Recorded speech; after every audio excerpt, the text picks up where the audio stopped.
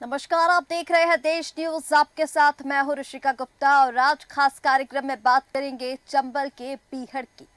चंबल का बीहड़ नाम लेते ही मन में एक ऐसी तस्वीर उभरती है जिसमें बंदूक थामे डकैत होते हैं, पहाड़ होते हैं और पहाड़ों के पीछे से आते घोड़ों की खटखट की आवाज होती है। ये एक दौर था जो बीत गया।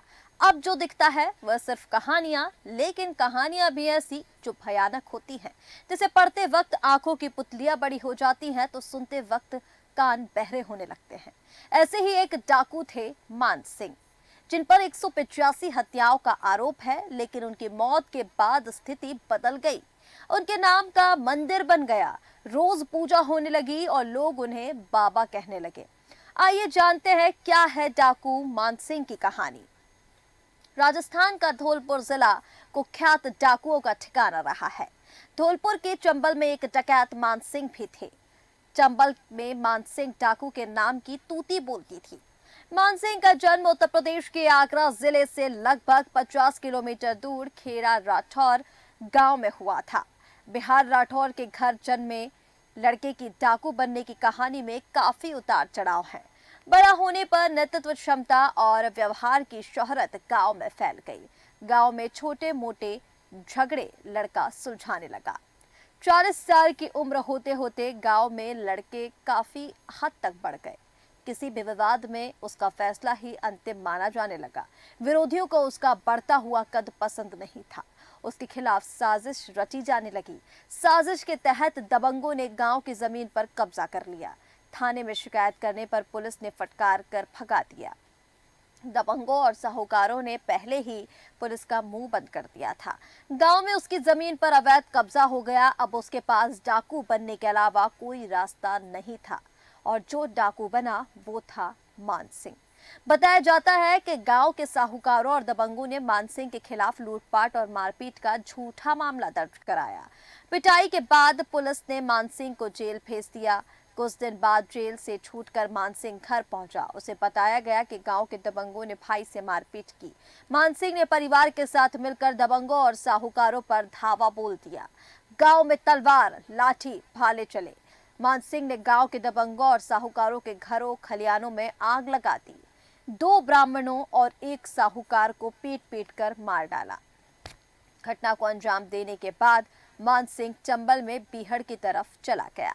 चंबल के बीहड़ में मानसिंह का मन नहीं लगा। कुछ दिन बाद एक बार फिर गांव की तरफ चला आया।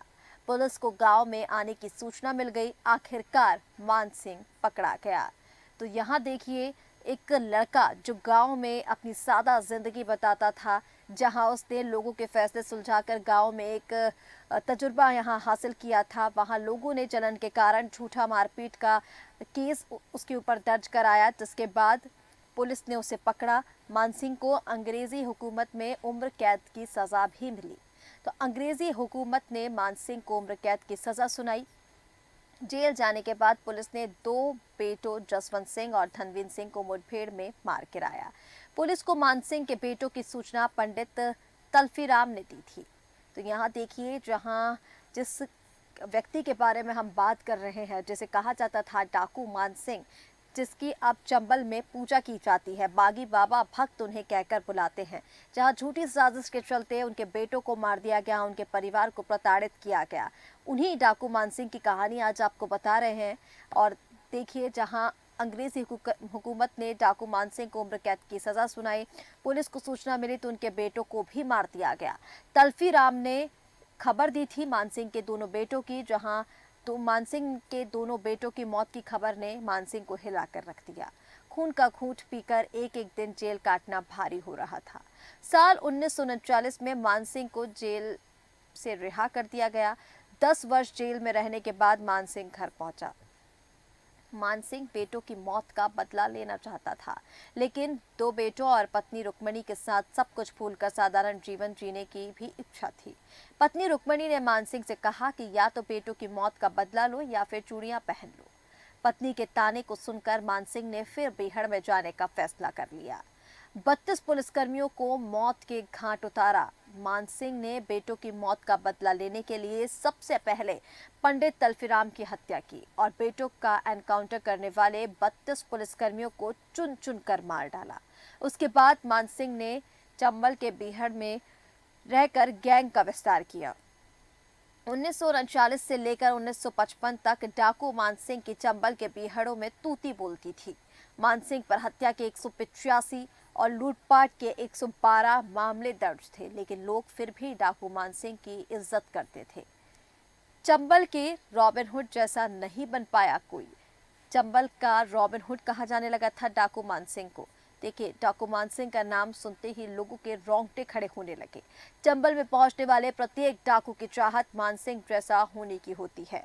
आज तक डाकू मानसिंह जैसा कोई नहीं बन पाया। डाकू मानसिंह अमीरों के घर से लूटपाट कर गरीबों की झोली भरता था।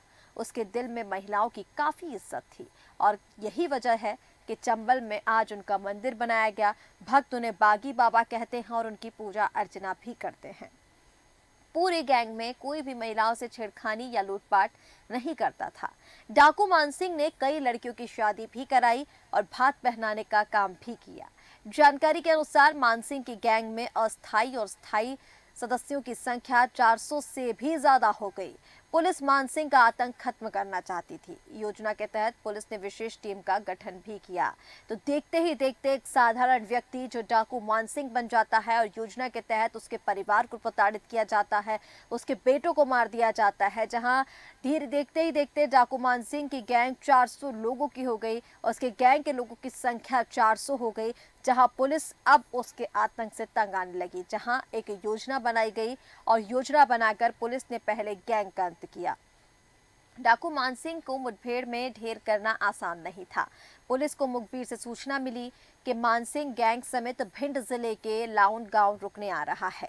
वहीं पुलिस ने घर के मालिक को धमकाकर योजना में शामिल कर लिया और योजना के मुताबिक डाकू मानसिंह की गैंग को खाने में जहर देना था।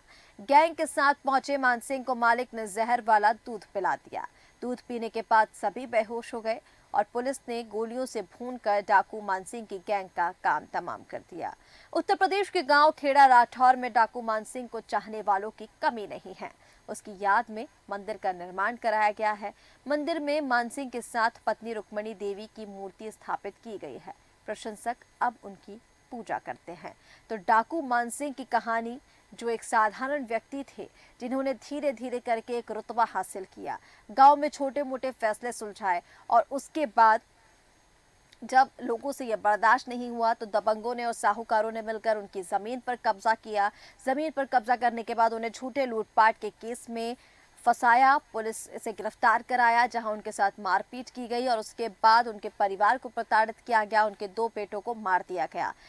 अंग्रेजी हुकूमत के चलते डाकू मानसिंह को उम्र कैद की सजा हुई। हालांकि 10 साल बाद उन्हें रिहा कर दिया गया, लेकिन उसके बाद जो शुरू हुआ उनके दोनों बेटों का बदला लेने के चलते मानसिंह जो थे वो डाकू बने। 400 लोगों की गैंग का विस्तार यहाँ उन्होंने किया और उसके बाद डाकू मानसिंह ने 400 लोगों की गैंग बनाई, जहां धीरे धीरे करके उन्होंने बीहड़ वापस लौटे। बीहड़ में उन्होंने जो अमीर लोग थे उनसे लूटपाट कर गरीबों का घर भरा, महिलाओं की इज्जत करी और यही वजह थी कि आज चंबल में उनका एक मंदिर बनाया गया है, जहां उनकी मूर्ति स्थापित की गई है और उसी के साथ उनकी पत्नी की मूर्ति भी स्थापित की गई है, जहां आज भक्त उनकी पूजा अर्चना करते हैं, उन्हें श्रद्धा से पूजते हैं और ये मंदिर काफ़ी कुख्यात भी है।